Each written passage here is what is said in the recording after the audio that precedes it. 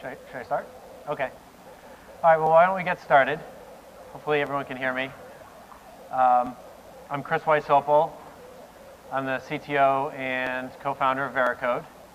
I've been doing application security now for probably 12, 13 years, I think. And Veracode has been around for about 7 years. And for the last 5 years, we've been collecting a lot of data from all the application security testing we're doing. So my talk today, we see the future and it's not pretty, is using that data and trying to use it to be predictive. So we call it the State of Software Security Report. We've come out with 5 volumes over roughly 6 years now. And there's a lot of reports that have been out there for longer. Reports from Verizon, Data Breach Incident Report, and TrustWave has their, I think they call it their Global Security Report. And they report about incidents. So it's like, this is how the guys got in, right? So it can help you learn about maybe you have that same problem and the same tactics are going to be used on you. So these are very valuable reports, and a lot of security programs are built, and a lot of things like the top 20 critical security controls from SANS, things like that, are built based on seeing what went wrong after the breach happened. Well, the State of Software Security Report is actually not looking at incidents, it's looking at the vulnerabilities we're detecting in the applications. So we look at this as more predictive than the incident reports, because these vulnerabilities are going to be there for years, right? If they made it into the software, they're going to be there for years. And it's a good way to see what the long-term trends are going to be around application security. So the data set we have is about 22,000 applications over an 18-month period. And you probably can't see some of these numbers up there. But these different parts of the pie chart are, green's financial services at 27%, 9% is orange, software industry, 6% technology industry, 6% telecom, 4% government, 3% business services. So you can see it's a pretty diverse set of, it's not just financial services, it's really kind of mapping to the software that enterprises use to run their businesses.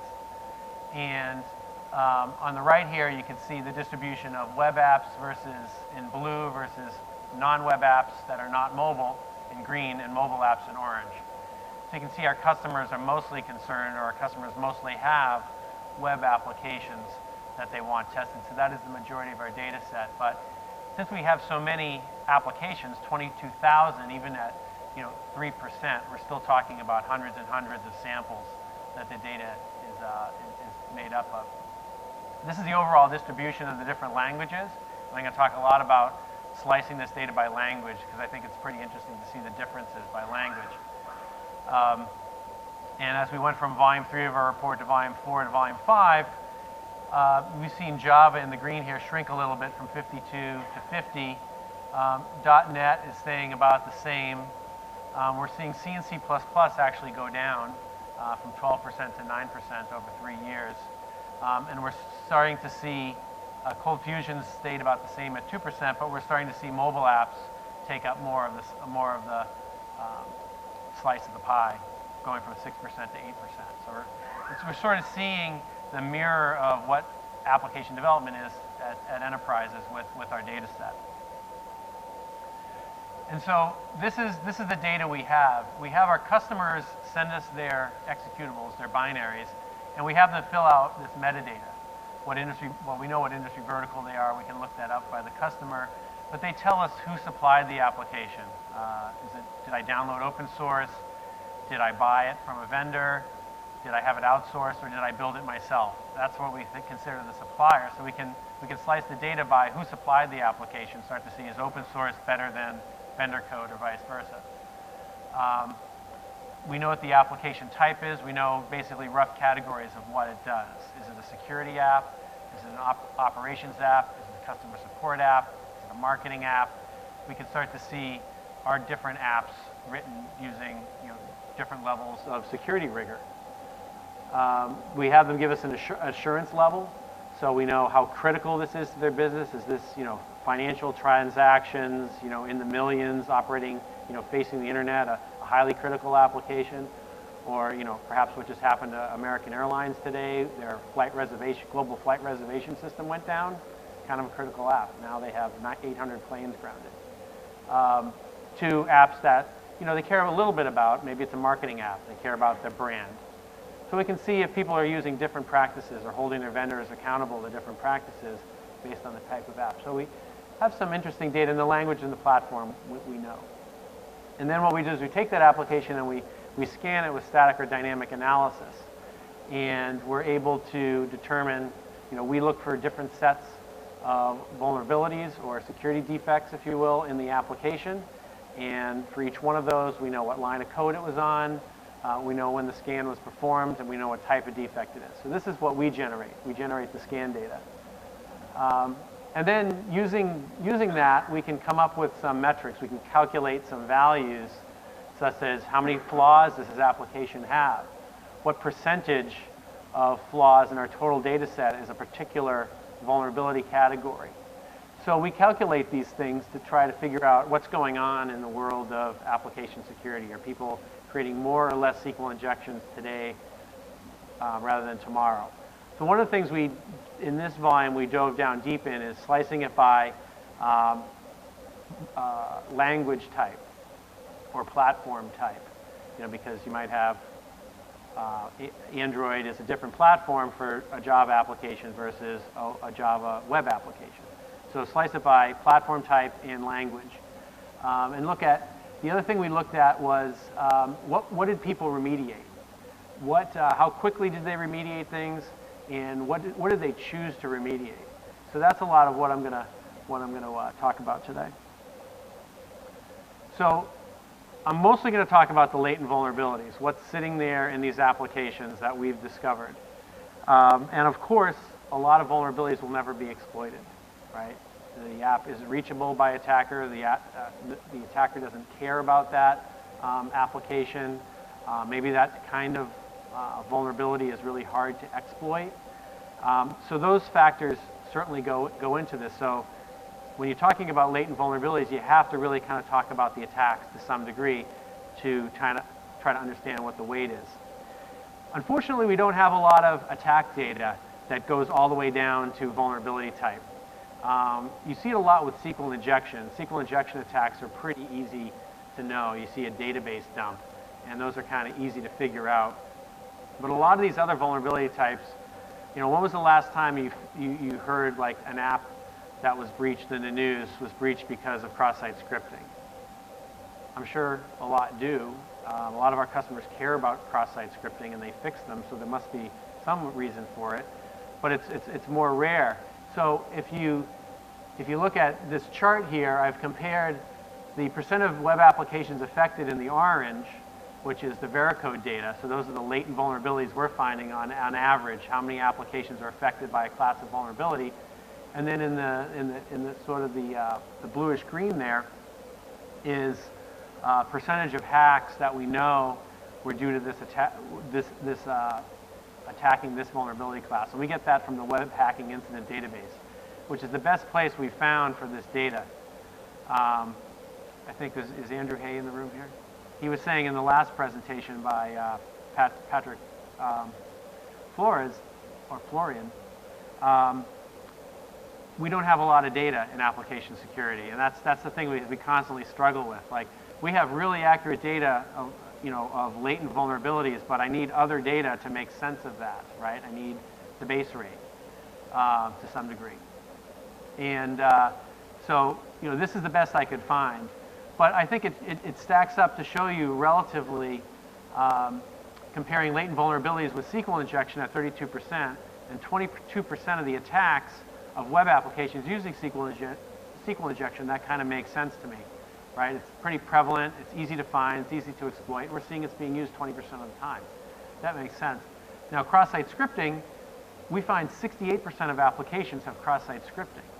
So if you're an attacker and you can come up with techniques for using cross-site scripting to compromise an app, you'd probably do better than you would with SQL injection. But we only find 10% of the hacks are actually due or have been detected and reported as due to cross-site scripting. So we're getting a big discrepancy there, and we try to explain it. Maybe it's this cross-site scripting is harder to exploit to the means, to the ends that the attacker wants. Information leakage we see is affecting 6% of apps, but it's only mentioned in 3% of the reports of a breach. So it's probably used a lot, but we only know about it happening pretty rarely. Cryptographic issues really stands out as something that doesn't make sense to me. We're seeing it in 53% of the apps that we test, yet it's only reported as being used 2% of the time. To me, that just seems like a complete reporting error. I think if an app has crypto issues, it's probably being attacked more than 2% of the time. And then finally, command injection, we're finding it's in 9% of applications. Command injection is pretty easy to exploit, right? You just kind of inject the command you want to execute, or you figure out the way it's being parsed, and you encode it the right way. Yeah, we only see 1% of the time. So I think this slide, more than anything, shows that we need better attack data so that we can understand which latent defects we should be prioritizing to fix. From this, really the only thing I can say is if you have SQL injection, you probably should fix it. These other ones, it's a little harder to understand how to prioritize. Good question?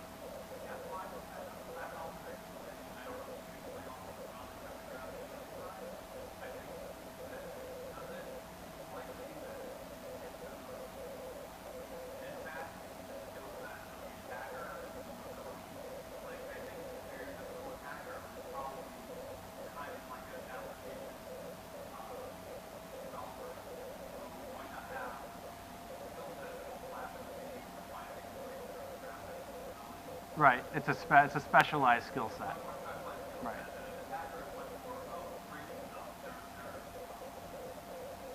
Right. No, that's a possibility. Even things like weak random number generation, which we find all the time, sometimes it's difficult to exploit that because you have to come up with a prediction.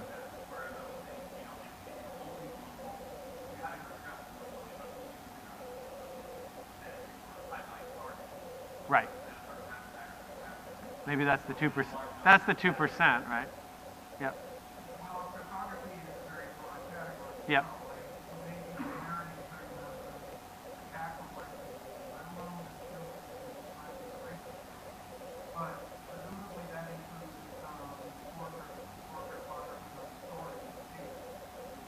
Right. Sure.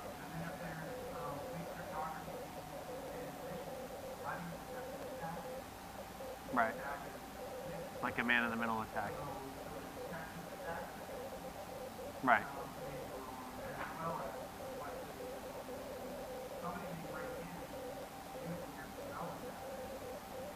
Right.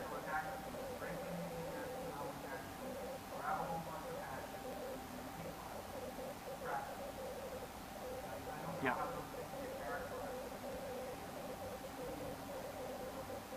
Right. So, this slide sort of is my call for better reporting of what are the root causes of breaches. Because without that, then I don't know how to weight some of these different issues as far as what are you going to fix first. So a lot of people will weight things based on, what's the criticality, what's the impact if that vulnerability is exploited, but it doesn't take into account what's the chances it's going to be exploited. And this is trying to get at what are the chances it's going to be exploited.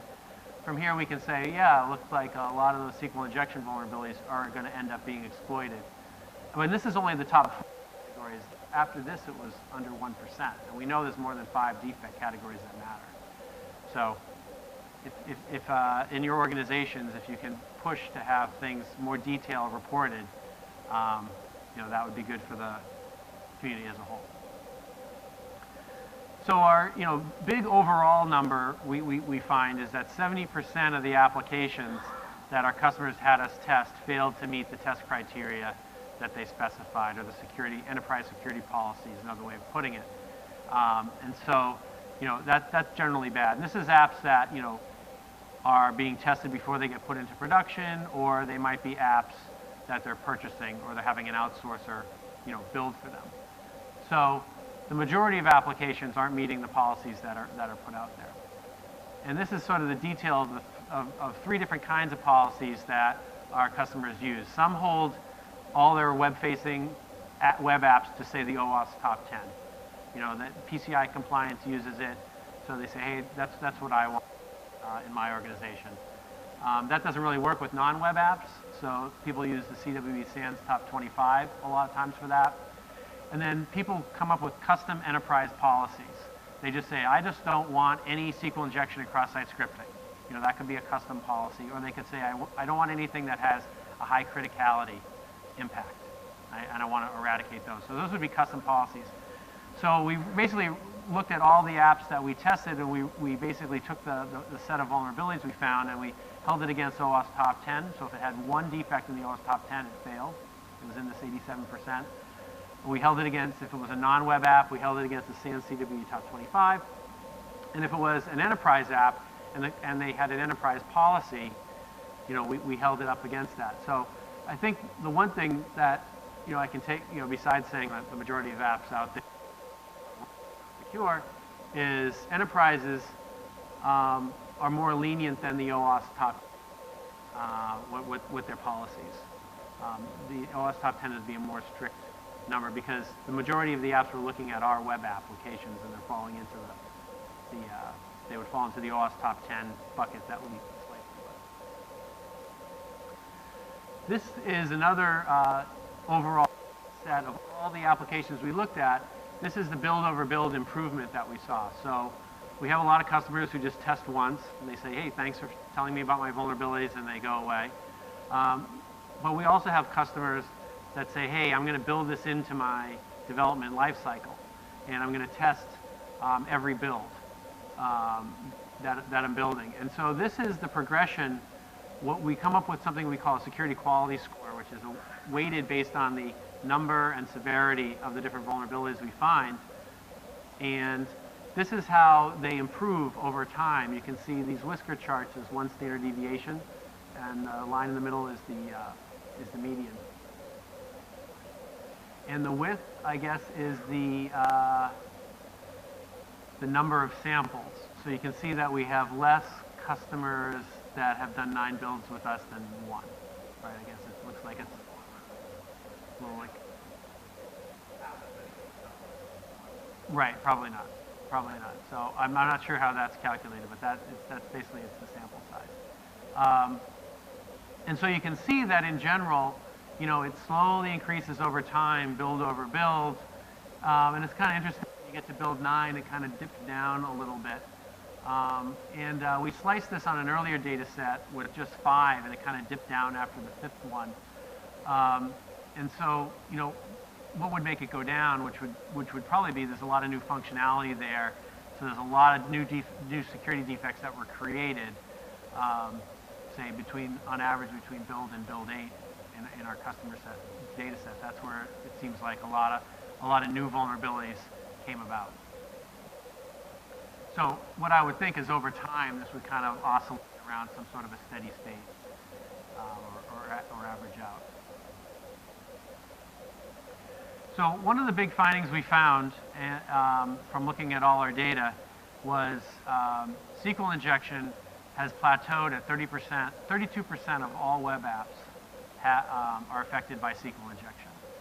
And when we did our earlier reports, we found that there was a slight trending down. We saw our first couple reports, it went from 36% to 34% to 32%. But our last 3 reports, going back to beginning of 2011, it's staying remarkably constant. Over tens of thousands of web applications, we're seeing this constant of 32% of SQL injection. So the set of apps is changing, right? We're not testing the same apps over and over again. That wouldn't make sense because, if we've told someone about a vulnerability and they fixed it, it wouldn't make sense to bring this in. So this is only the first time we're looking at an application. So this is a constantly changing set of applications. So what this tells me is for every app that's getting fixed, there's a new app that's being written that has a vulnerability in it. So we're sort of seeing this sort of constant of, if you look at the whole set of web applications on the internet, of course some are brand new, some are old, some have been secured over a long period of time, but this is constant. So if you're an attacker, you're always going to be able to find sort of 1 out of 3 applications that you bang on hard enough, you'll find a SQL injection vulnerability. So I find this is pretty interesting, because this means that there has to be some major change to the way we're building applications, the languages we're using, the techniques we're using, maybe there's regulation, maybe there's liability. Something has to disrupt this ecosystem of software development, or we're just sort of stuck with this 32% number.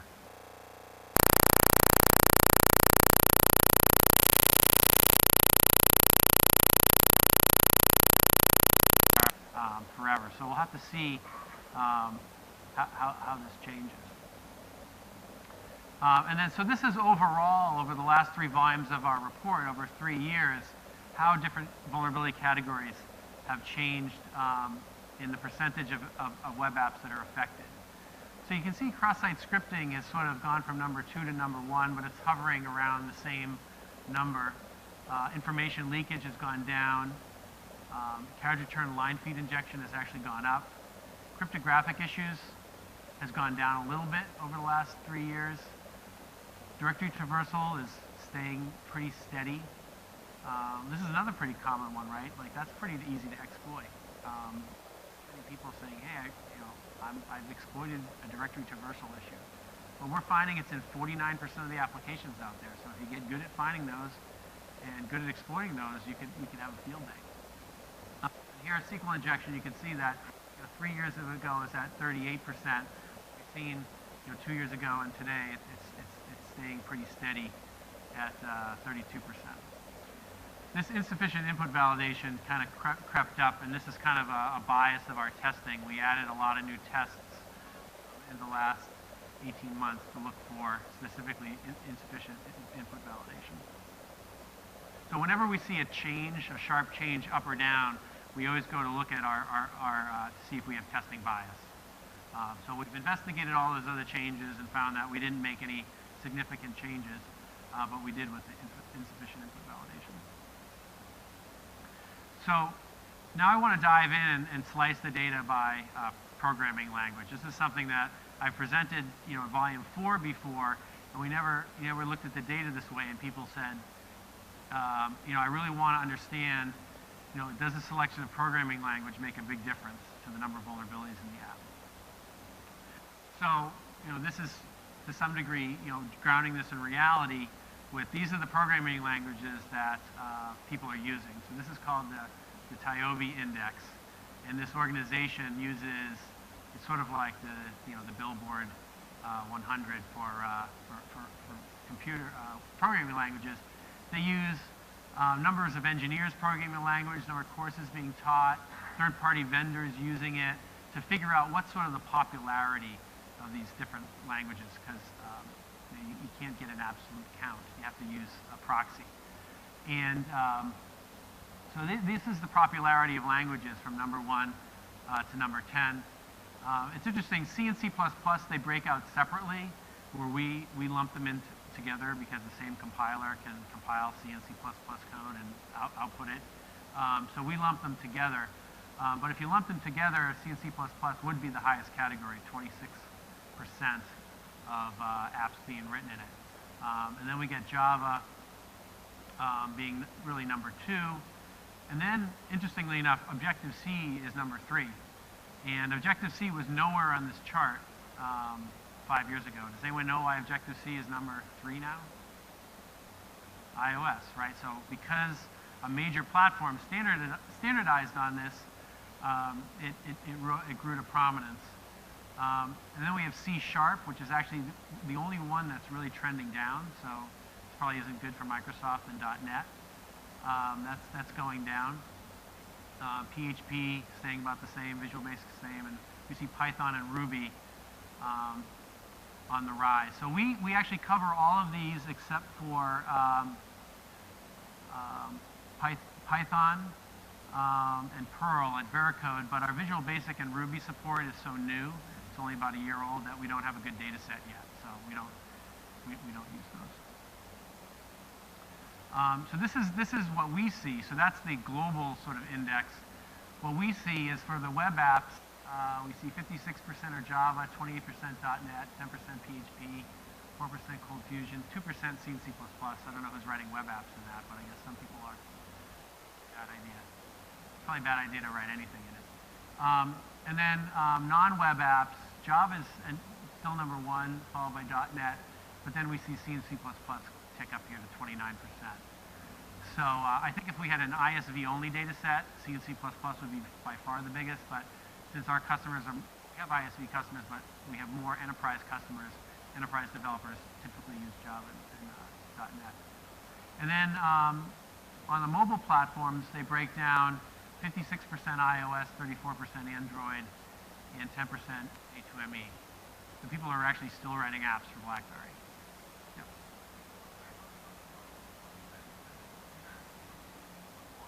Yep.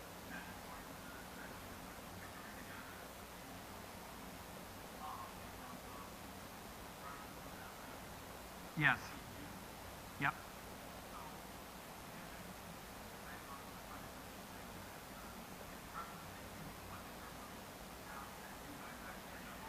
Right. So we audit mostly enterprise applications for large enterprises. There's a whole bunch of C and C++ development that's happening that we don't get to look at, like embedded systems. There's a huge amount of C and C++ there. You know, ISVs do a lot of development in that, and probably our ISV data set is probably around 20% of our data. So I think the fact that we don't look at embedded systems and ISV is a smaller part is what's driving that. So here's the vulnerability prevalence if we just slice all the apps we looked at with Java. And so this is the percentage of apps that are affected by a particular vulnerability. So code quality is things that can cause business logic problems, typically using the wrong operator in a comparison. People like to compare strings to objects, things like that, which is not the right thing to do in Java. That can end up with code quality issues. So it's not surprising that we find that in 82% of applications. But then some of these other categories we're finding really endemic. Character return line feed injection, cross-site scripting, cryptographic issues. These are some of the things that we find in a lot of Java applications. You can see SQL injection here is 31%, so it's a little bit below the average by language. So Java might probably in the range of error. But if we're finding 32% total and Java is the biggest slice, that makes sense. So that's percentage of applications affected. Then I have data showing, this is probably hard to read, this is the share of total vulnerabilities found, how that's trended over 3 years. So we're seeing cross-site scripting stay pretty much the same, character return line feed injection stay the same, information leakage stay the same, we're seeing encapsulation stay the same. We're actually seeing directory traversal go down slightly, and cryptographic issues went down slightly over the 3-year period from 5 to 2. And so I look at that and say, well, why are those trends happening? I think a lot of those could be education of the development community. They could be educated on, you need to do crypto better. I think a lot of it, though, is frameworks that people use. So if a new framework comes out that becomes popular that does crypto really well, or protects people from doing crypto wrong, that's going to drive down the crypto error rates. And another analysis I want to do is slice one language by frameworks and seeing if frameworks can help. Here on this chart, which you probably can't read very well, is the percent improvement from build 1 to build 2. So what this is telling us is what defects are development teams determining are the most important defects for them to fix that they're getting on first. What are the highest in their priority list? And the ones in blue are the categories that have the highest vulnerability distribution, and the ones in orange are the ones that aren't high. And you can see that the prevalence of it and the distribution of it doesn't seem to come into factor, because we have high prevalence things being fixed and we have high prevalence things not being fixed. So the things that are not being fixed OS command injection at 8%. So we told them about a whole bunch of OS command injection issues. They only fixed 8% of them between build 1 and build 2. Cross-site scripting, they only fixed 14%. That was the second worst. Time and state errors, they only fixed 15%. Insufficient input validation, 15%. SQL injection, they only fixed 16% of the SQL injection issues. So we told them a whole set of them. On average, they fixed 16% between build 1 and build 2. So I don't have a good explanation for this, only to say like there might be no rhyme or reason on how developers prioritize what to fix, at least in general for Java applications. You'll see for some languages it starts to make sense. Any question?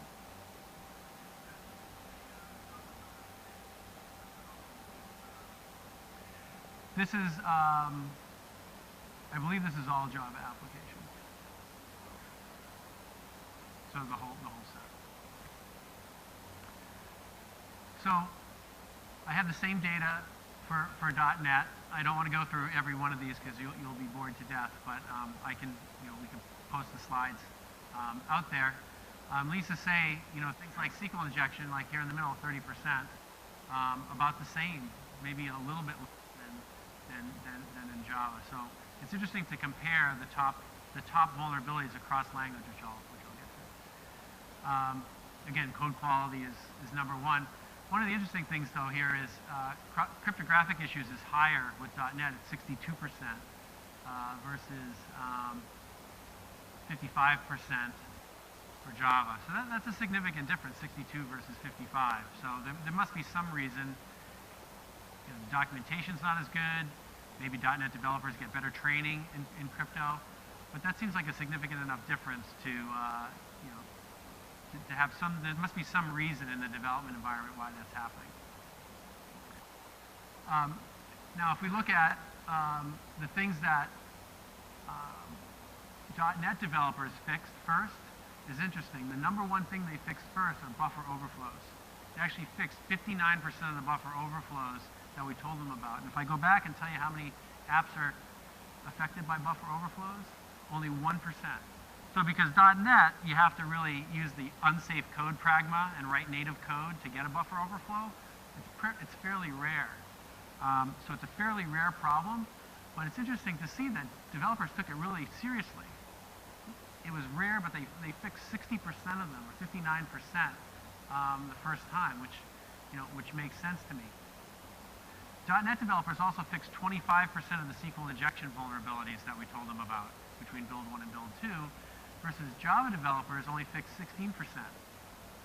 And these are sets of thousands of applications, so this must be telling us something about the way Java developers think about fixing SQL injection versus .NET.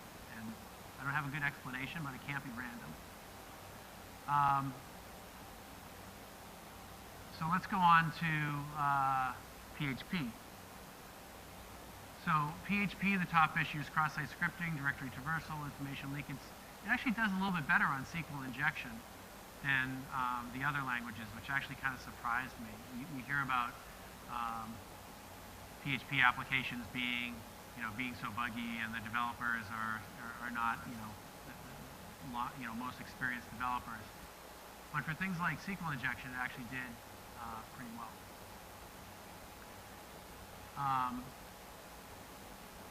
See, it's fast, secure, and bug-free PHP. So if we look at SQL injection, it's fallen down here, but it's staying constant at 6%, 7%, 7%. It's just some of these other categories went up, so it made it fall down. But if we look at what they fixed between first time and second time we looked at the code, the PHP developers were all about fixing SQL injection. They fixed 54% of the SQL injection. So they did better than the .NET guys or the Java guys by far. So there's something about PHP apps. Maybe there's more PHP apps running internet facing, or maybe the PHP developers got the memo, but they are taking SQL injection seriously, much more so than the Java and .NET. And maybe it's because more PHP apps are internet facing. I'm not sure, but they're doing the best job of fixing the most critical and prevalent vulnerabilities, which I found was pretty interesting. Yep.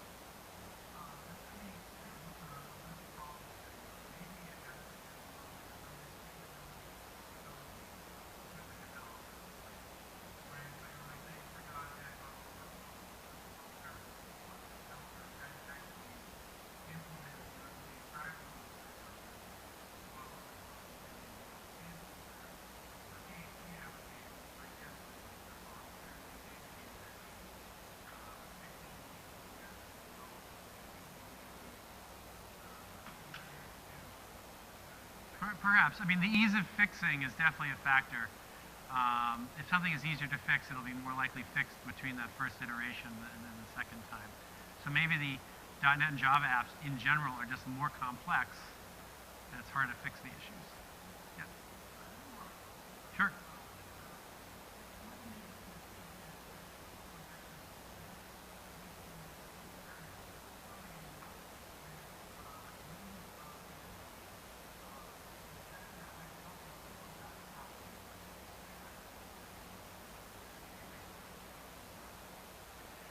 So that would require two extra pieces of data, which I'd love to have, but they're really difficult. One is I need to know what developer wrote the defect, which is it's not that easy to do. You can do it with new code if you're in the check build system, but most apps have a lot of legacy code in them, and so that's going to pollute that. And then you'd have to know what the developer's training or awareness was. So that would be good in predicting whether training and awareness actually helps or not. I'm not sure we have good data to tell whether training developers actually makes more secure applications. It makes sense, but I haven't seen any data that shows that.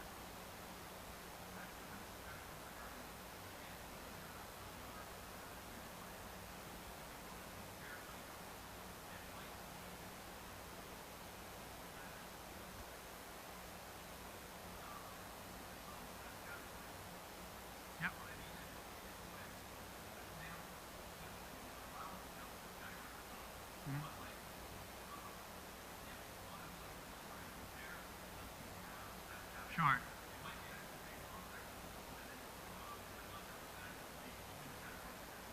So I kind of did that. So I kind of did that. I'm not comparing any of these languages to C and C++. I'm keeping that separate because their class of vulnerabilities are completely different. So, right. So maybe you're introducing the next slide.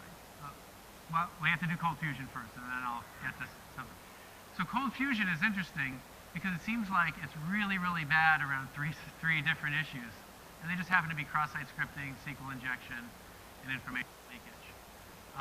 So it's just interesting that, you know, if you look at if you pick the random Cold Fusion app, which are easy to find on the net because they have that nice CF extension, you know, you have a 95% likelihood of finding an app that has cross-site scripting, 72% likelihood that it has SQL injection, and you're going to get all kinds of help attacking it because there's 62% chance that it has information leakage. So, you know, I can understand why we hear a lot of Cold Fusion apps being compromised, and it's probably because of the prevalence of those issues. Unfortunately, I didn't have the build-to-build improvements with Cold Fusion. I had to replace it with this Cold Fusion developer icon. But you can see it's holding steady with cross-site scripting and SQL injection. Information leakage seems to be going up. I'm not quite sure why that's happening. But most of the other categories are staying the same. So here's where I combined them together.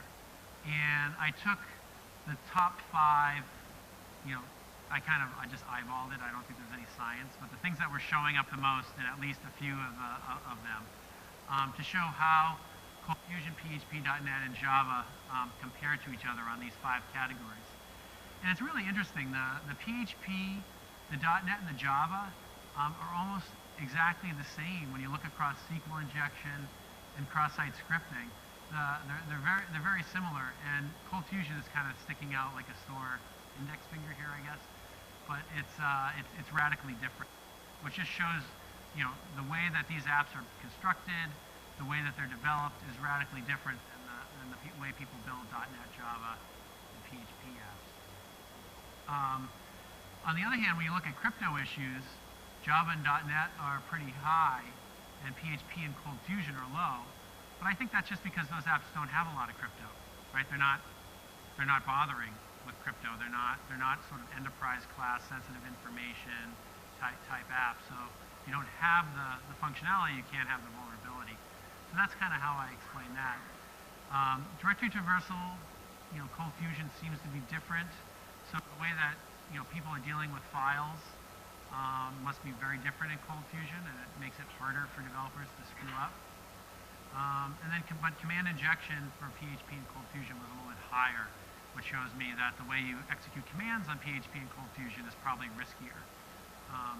So looking at it this way, I think it's really easy to look at a programming language and say these are the things I'm trading off and that I need to worry about. Typically, you don't get to pick your programming language based on vulnerability prevalence of that. There's other business factors that are more important, like can I hire developers that write that? Do I have a legacy code base that I'm going to leverage to do that? But once you've made that selection, you can look at data like this and you can say, hey, I'm building a Cold Fusion app. I better really be careful about cross-site scripting and SQL injection. I got to test that early. I got to educate my developers. And so you can use it that way to say sort of what am I inheriting from the platform and how do I need to compensate for that. And then I thought this one was really interesting. So this is the first to second test improvement by language. And unfortunately, I didn't have the data on the Cold Fusion for this one. But you can see that SQL injection, PHP developers taking it seriously, .NET a little bit, Java developers not so much, cross-site scripting, PHP taking it more seriously too. Crypto issues, there were really no crypto issues in PHP that were fixed. There was a very low percentage that were found and none were fixed, so that's 0. But we can see Java developers are caring about crypto maybe a little bit more. And command injection is interesting that PHP and .NET, they're caring about it equally, but Java far less. So maybe it goes to what Steve was saying, it's the complexity of the developer understanding how command injection could work in these huge enterprise Java apps that they don't really think it's a risk. So then I did C++, and C++ are very different languages, very different from the other languages because it's not type safe. And the error handling is sort of ad hoc, right? People can do exception handling, but a lot of it is ad hoc. So error handling is really bad in C++, which can lead to a lot of code paths that are unexpected, can lead to a lot of vulnerabilities. But then we have buffer management errors, buffer overflows being really high. Those don't exist in the other platforms. Then we have our friend cryptographic errors still existing again. But then we have numeric errors. So there's a whole bunch of categories here C++ that you have to worry about if you've selected this as your language or you've inherited it. But there's some good news. We've actually seen buffer overflow steadily make progress. It was 27% of the defects we found, went to 20%, and now 16 over a 3-year period. So people have really got the memo about buffer overflows, that these are bad, they're going to get exploited. And this is, if SQL injection is staying the same and we've come to complacency dealing with this sort of risk that's just out there on the internet, that is not true for buffer overflows. That is going to be on its way to extinction over time. Unfortunately, buffer management errors, which another heap corruption type issue, we saw an uptick between volume 3 and volume 4, but then we've seen it remain about steady, went from 18 to 16. Numeric errors we've seen not going away, stayed at 14%. We saw crypto issues pop up in the latest report. This potential backdoor kind of I think is a selection bias. I think we've gotten more accurate. We've got a lot of feedback from customers about, we don't want to see these. They're not really potential backdoors, even though we think they're potential backdoors. So we've kind of tuned that one down. They're like, we don't want to hear about backdoors because we don't know what to do with it. The problem with potential backdoors, you have to do a lot of investigation. We're reporting things like, there's like this huge mass of obscured data in your application. You might want to check that out. And they're like, don't tell us about it. Now here on the percent improvement, it's interesting. The number one category is API abuse. So that's a lot of times in C, there's like a set of APIs. You have to call one, then the other. The classic one is after you call chroot, you got to call chadir. But there are other APIs that you have to call in sequence, and if you get one of them wrong, we flag it. They're actually fixing that 89% of the time. So this is, maybe Steve's right, this is something developers can understand. They're like, oh, I forgot to call that, so I'll fix it. Maybe that's an understanding issue. This is really heartening. They're fixing 74% of the buffer management issues we flagged, so they're taking that very seriously. Buffer overflows is only at 34%, so sometimes I think those might be harder to fix. Buffer management errors are things like, I calculated the size wrong, or my loop, constraint was wrong. Buffer overflows are typically things like stir copy and mem copies. And they're taking a lot of these things pretty seriously. Numeric errors, untrusted search path, directory traversal. So I think in general, I should have done something about the count of issues fixed, not just the category, so I could compare C and C++ with Java.NET. But just by looking at the width of these bars compared to some of the other ones, like here was we have hardly any that are over 25% improvement. And here we have all of these categories. So we're finding more defects, but they're also taking them seriously and fixing them with C and C++.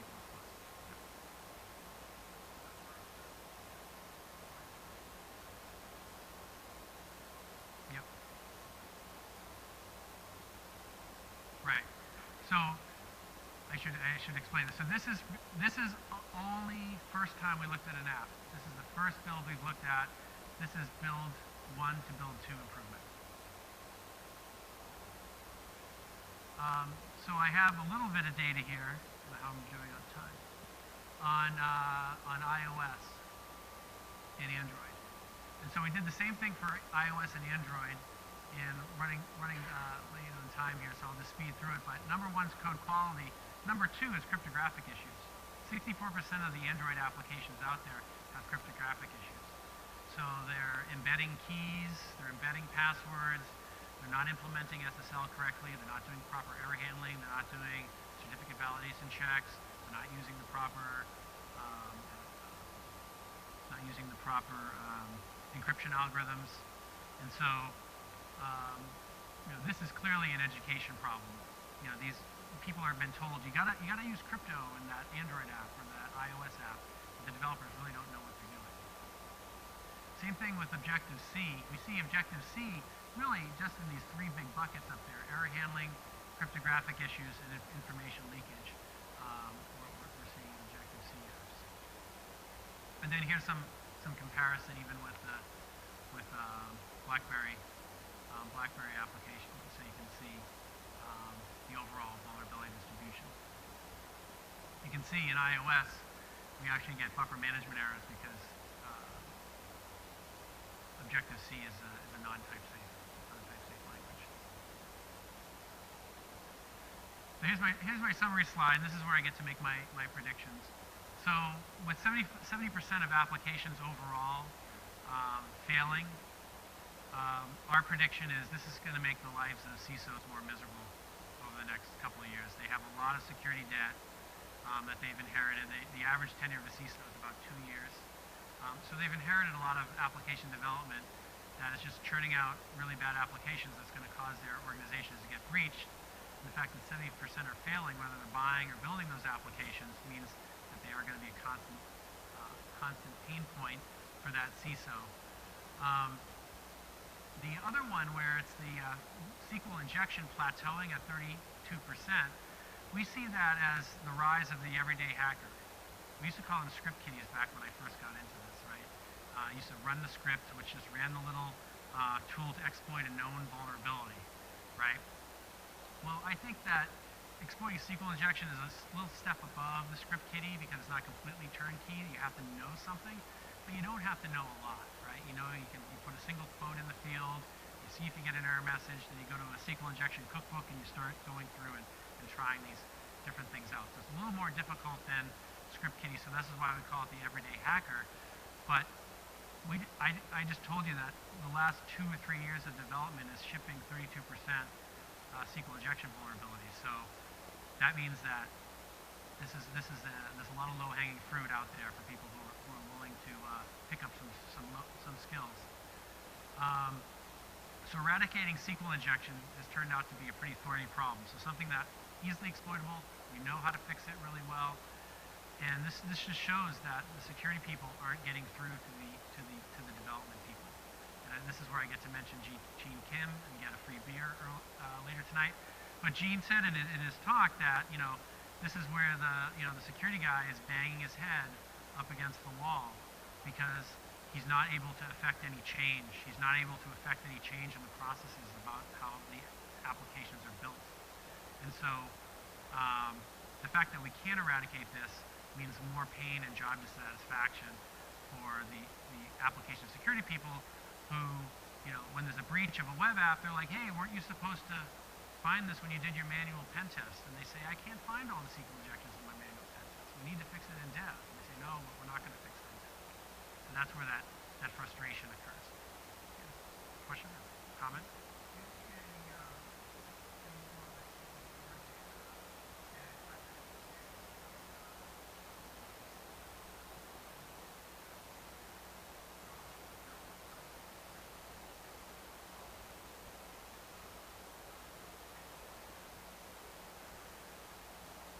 I haven't looked at it, but I should.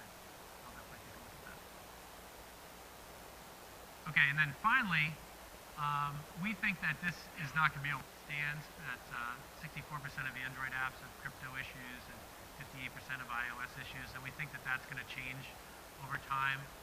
So I think the way that that's going to have to change is the platforms are going to have to make it so that by default you're encrypting your data transmissions, or by default you're encrypting when you're storing data, and sort of flip it around. So the developer really has to do a lot of work to do it wrong.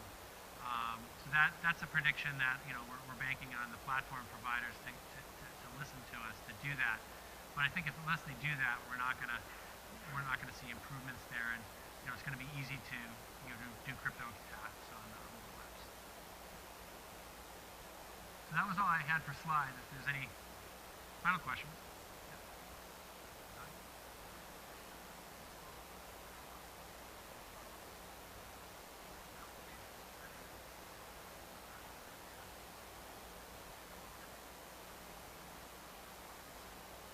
Yeah. John, are you a CISO or are you an application security practitioner? I know you've been the latter. So yeah, our jobs suck, right? Everyone's frustrated that, we know how to fix these things, but the business doesn't really put in the energy or the time